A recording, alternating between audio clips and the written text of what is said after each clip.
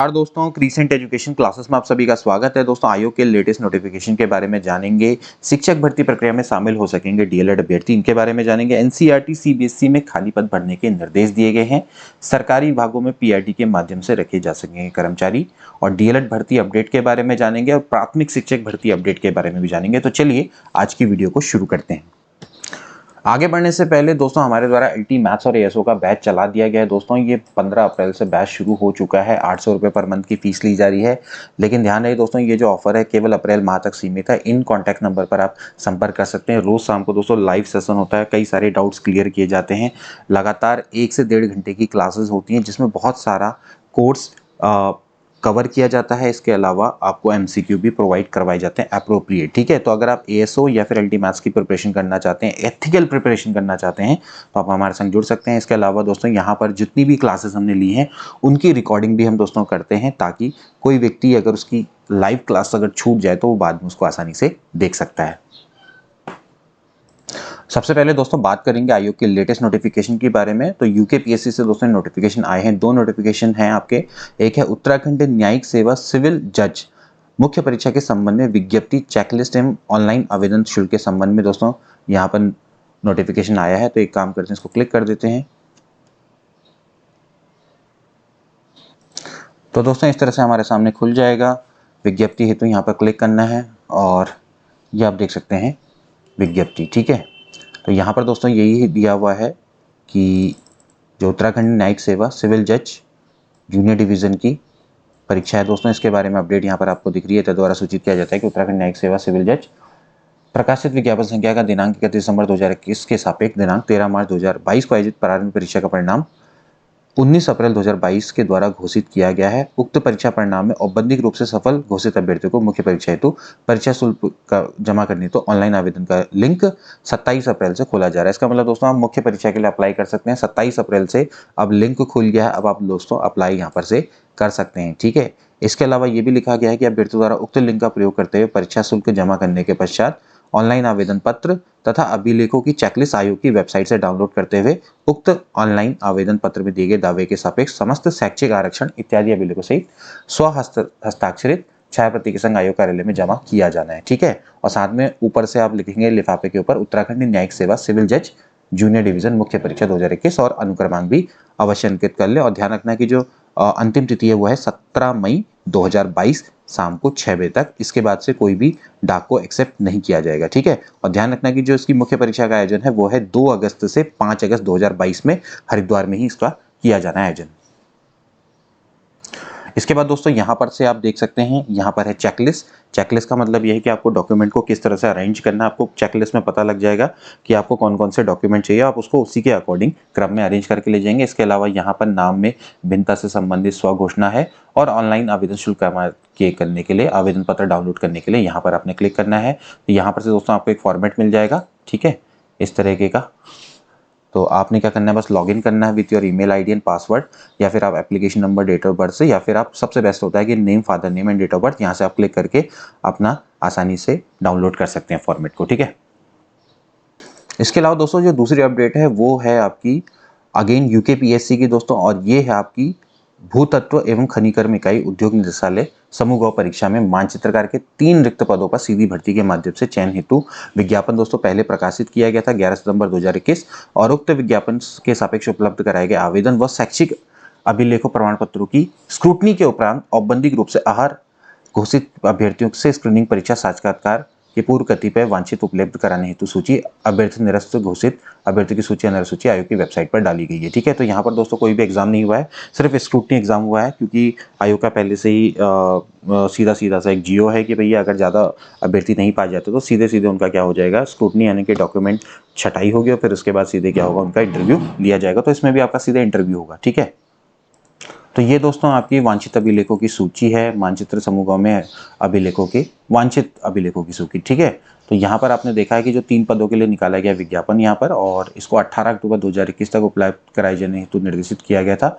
और संनिरीक्षा के उपरांत ये तालिका में जो लोग हैं इनको क्या करना है, अपने अभिलेख उपलब्ध कराने। ठीक है, तो जो भी हैं ये ठीक, इनको आपने उपलब्ध करवाने। तो इन सूची में नाम लिखा गया, केवल कुल मिला के 9 लोग हैं जिनको कि 12 मई 2022 तक आयोग में ये सारे जो भी वांछित अभिलेख हैं ये उपलब्ध करा देने हैं। ठीक है, वांछित अभिलेख यहाँ पे लिखे गए हैं। ठीक, इसके बाद दोस्तों बात करेंगे डीएलएड अपडेट के बारे में। देखिए डीएलएड 2020-21 के आवेदन की महत्वपूर्ण तिथियां हैं दोस्तों। पंजीकरण प्रारंभ होने की तिथि थी 6 अप्रैल, जिसके बारे में हमने आपको बताया था। आप ध्यान रखना कि दोस्तों आज इसकी लास्ट डेट है। ठीक है, तो पंजीकरण की अंतिम तिथि है 29/4/2022 5 PM तक, और भुगतान की है दोस्तों वो है रात के 11:59 तक। ठीक है, तो दोस्तों आज आप कोशिश करना कि अगर आपने अभी तक डीएलएड का फॉर्म नहीं भरा है तो भर लेना। अगर आपकी एज 30 से कम है और जो जो इसमें वांछित योग्यताएं मांगी गई हैं, तो अगर आप वो करते हैं पूरा, तो आपके पास एक प्राइमरी टीचर बनने का एक सुनहरा मौका है। ठीक है, तो आप इसको जरूर भर लेना। इसके अलावा दोस्तों जो प्राथमिक शिक्षक भर्ती अपडेट की बात करेंगे, तो दोस्तों यहाँ पर से प्राथमिक शिक्षक के नियुक्ति आदेश जारी किए गए हैं अल्मोड़ा में। ठीक है, आप देख सकते हैं ये, तो जो भी आपके नियुक्ति आदेश हैं दोस्तों इनको जारी किए गए हैं, अल्मोड़ा की हैं दोस्तों हम बात कर रहे हैं। ठीक है, और यहाँ पर आप देख सकते हैं कि दिवाकर यादव हैं। ठीक है, इनको मिला है धरुआ डूंगा। ठीक है, विकास खंड है सल्ट। ठीक है, और ऐसी तबस्सुम जहाँ है इनको सामान्य कैटेगरी में इनका चयन हुआ है, और बिलेख नवीन ताड़ी खेत में दोस्तों इनको मिला है। तो इतने लोगों को दोस्तों नियुक्ति पत्र जारी किए गए। जितने लोगों को भी नियुक्ति पत्र जारी किए गए उनको बहुत बहुत बधाइयाँ। अब दोस्तों बात करेंगे आज की मुख्य खबरों की। देखिए अब सरकारी विभागों में पीआरडी के माध्यम से रखे जा सकेंगे कर्मचारी। देखिए प्रदेश में अपना सिर्फ शिक्षा में समग्र शिक्षा अभियान के तहत बल्कि अन्य विभागों में भी data entry operator, account clerk और लेखाकार, कम सपोर्ट स्टाफ सहित विभिन्न पदों पर कर्मचारी पीआरडी के माध्यम से रखे जा सकेंगे। खेल एवं युवा कल्याण मंत्री रेखा आर्या के मुताबिक इसके लिए विभाग में जरूरत के अनुसार कर्मचारियों को दक्ष कर उनकी अन्य विभागों में तैनाती किया जाएगी। युवा कल्याण एवं प्रांतीय रक्षक दल की ओर से अब तक युवाओं को केवल होमगार्ड ड्यूटी के लिए भेजा जाता रहा है ना। तो पीआरडी में जनरली क्या होता है, लोगों को होमगार्ड के लिए भेजा जाता है, लेकिन अन्य विभागों में उसको इसी पद पर तैनाती होती रही। लेकिन अब उपनल की दर्ज पर भी कर्मचारियों को दक्ष कर पीआरडी के माध्यम से उनको अलग अलग विभागों में तैनाती की जा सकेगी। विभागीय मंत्री के मुताबिक फायर वॉचर, आपदा प्रबंधक, क्लर्क सहित अन्य कर्मचारी की तैनाती भी पीआरडी के माध्यम से की जा सकेगी। इसके लिए विभाग की ओर से संभावनाएं तलाशी जा रही है। ठीक है, तो यहाँ पर दोस्तों इन्होंने लिखा है कि 300 दिन का रोजगार देने की तैयारी है। प्रदेश में 9000 पीआरडी जवान है को साल में 300 दिन का रोजगार दिए जाने की तैयारी की है। अब दोस्तों बात करेंगे प्राइमरी टीचर भर्ती को लेकर। शिक्षक भर्ती इस प्रक्रिया में शामिल हो सकेंगे डीएलएड अभ्यर्थी। दोस्तों एक बड़ी राहत मिली है हाईकोर्ट से। डीएलएड एनआईएस प्रशिक्षण प्राप्त अभ्यर्थियों को न्यायालय से राज्य सरकार के राजकीय प्राथमिक विद्यालयों में सहायक अध्यापक के पदों पर नियुक्ति प्रक्रिया की काउंसलिंग में डीएलएड अभ्यर्थियों को भी शामिल करने के निर्देश जारी किए गए हैं। न्यायालय के इस आदेश के बाद राज्य के करीब 37,000 डीएलएड अभ्यर्थियों के प्राथमिक शिक्षक बनने की पात्रता की राह आसान होगी। अब डीएलएड अभ्यर्थी सहायक अध्यापक प्राथमिक में 2648 पदों पर भर्ती प्रक्रिया में शामिल हो सकेंगे। बृहस्पतिवार को निर्देश कार्यवाहक मुख्य न्यायाधीश संजय कुमार मिश्रा एवं न्यायमूर्ति आरसी खुलबे के द्वारा संयुक्त पीठ ने नंदन सिंह वोरा व अन्य की याचिकाओं पर सुनवाई करते हुए भर्ती प्रक्रिया में शामिल होने से रोकने वाले 10 फरवरी मतलब कि ये जारी किया गया था। इसके बाद इस मामले में पूर्व सुनवाई पर न्यायालय ने अभ्यर्थियों को सहायक अध्यापक भर्ती प्रक्रिया में शामिल होने से रोकने वाले 10 फरवरी 2021 को एक दोस्तों शासनादेश निकला था, जिसमें लिखा गया था कि भाई जो एनआईएस डीएलएड वाले हैं वो इस भर्ती प्रक्रिया में शामिल नहीं हो सकते, तो इस पर रोक लगा दी थी। ठीक है, तो इस शासनादेश पर अगले आदेश तक रोक लगा दी थी। और गौरतलब है कि नंदन सिंह वोरा, निधि जोशी, गंगा देवी, ये सब लोग दोस्तों कहाँ चले गए थे, हाई कोर्ट चले गए थे। ठीक है, और इन्होंने याचिका दायर की है। इसमें राज्य सरकार के 10 फरवरी 2021 के शासनादेश को चुनौती दी गई है। ठीक है, याचिकाकर्ताओं का कहना है कि भैया 2019 में एनआईएस से दूरस्थ शिक्षा माध्यम से डीएलएड प्रशिक्षण प्राप्त किया गया है। ठीक है, और उनकी इस डिग्री को केंद्रीय मानव संसाधन मंत्रालय व एनसीटी ने मान्यता दी है। ठीक है, तो ऐसे में उत्तराखंड इसको कैसे मना कर सकता है, यही बात को लेकर ये कोर्ट में गए हैं।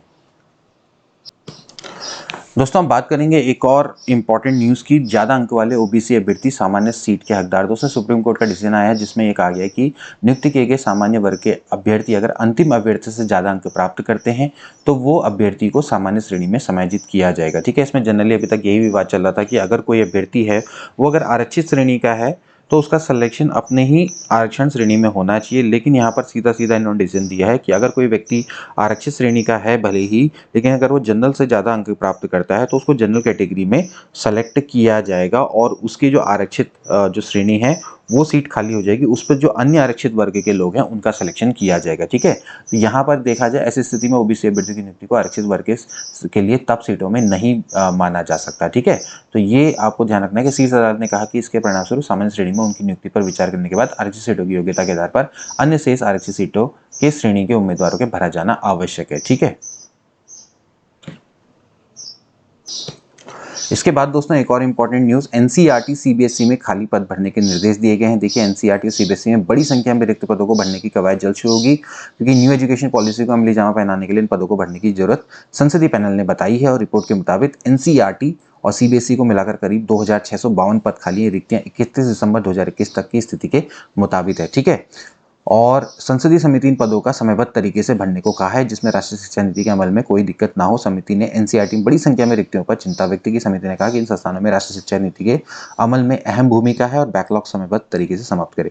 तो एनसीईआरटी में दोस्तों जो कुल स्वीकृत पद हैं वो हैं 2833। अब मौजूदा कार्यबल 1128 के आसपास है, करीब 1705 रिक्त पड़े हैं। ठीक है। तो सीबीएसई में 1833 है पद, 1833 पद हैं और 886 हैं खाली पद हैं, 947। ग्रुप ए में 142, ग्रुप बी में 132, ग्रुप सी में 673 रिक्त पदियां मतलब रिक्त पद अभी वहां पर हैं। तो दोस्तों आज की वीडियो के लिए इतना ही। आई होप कि वीडियो आपको अच्छी लगी होगी, नॉलेजेबल लगी होगी। मिलते हैं अगली वीडियो में। Till then take care and good bye.